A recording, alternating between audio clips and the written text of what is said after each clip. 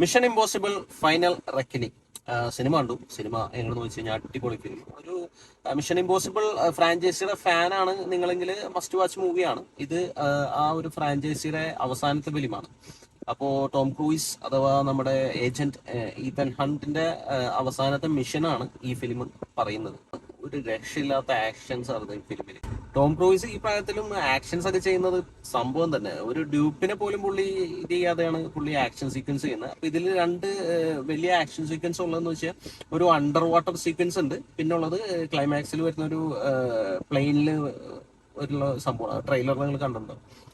അപ്പൊ അത് സംഭവം എന്താന്ന് വെച്ച് കഴിഞ്ഞാൽ നമ്മൾ ശരിക്കും ശ്വാസം അടക്കി പിടിച്ചിരുന്ന് കാണുന്ന സീനുകൾ എന്നൊക്കെ പറയില്ല, അതുപോലത്തെ സീനുകളായിരുന്നു അത്. ഞാൻ ഐമാക്സിലാണ് സിനിമ കണ്ടത്. ഡിപ്പോളിയായിരുന്നു, രക്ഷയുണ്ടായില്ല. ഒരു കിഡിലൻ എക്സ്പീരിയൻസ് തന്നെയായിരുന്നു ഐമാക്സിൽ. അപ്പൊ ഈ ആക്ഷൻ സീക്വൻസ് ആണ് ഈ സിനിമയുടെ മെയിൻ ഹൈലൈറ്റ്. അതും ഡ്യൂപ്പില്ലാണ്ട് ടോം ക്രൂയിസ് ചെയ്തിരിക്കുന്നത്. തിയേറ്ററിൽ തന്നെ കാണേണ്ട സംഭവം തന്നെ. പിന്നെ ഫിലിം സ്റ്റാർട്ട് ചെയ്യുമ്പോൾ ടൈറ്റിൽ കാർഡ് കാണിക്കുമ്പോഴും എൻഡ് ചെയ്യുമ്പോഴും ആ ഒരു BGM മ്യൂസിക് വരുന്നുണ്ട് ഈ ഫ്രാഞ്ചൈസിയുടെ. അടിപൊളിയാണ് അത്. തിയേറ്ററിൽ കേൾക്കാൻ തന്നെ ഗൂസ് ബംസ് വരും, നമുക്ക് രോമാഞ്ചം. ആ മ്യൂസിക് കേൾക്കുമ്പോൾ തന്നെ നമുക്ക് രോമാഞ്ചം വരും. അങ്ങനത്തെ ഒരു സംഭവമായിരുന്നു.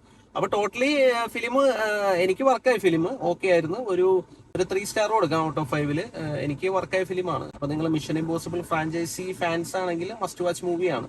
അല്ലാതെ ഒരു ആക്ഷൻ മൂവി എന്ന രീതിയിൽ കാണാൻ പോയാലും നിങ്ങൾക്കൊരു വർത്ത് മൂവി തന്നെയാണ് മിഷൻ ഇമ്പോസിബിൾ ഫൈനൽ റെക്കനിങ്.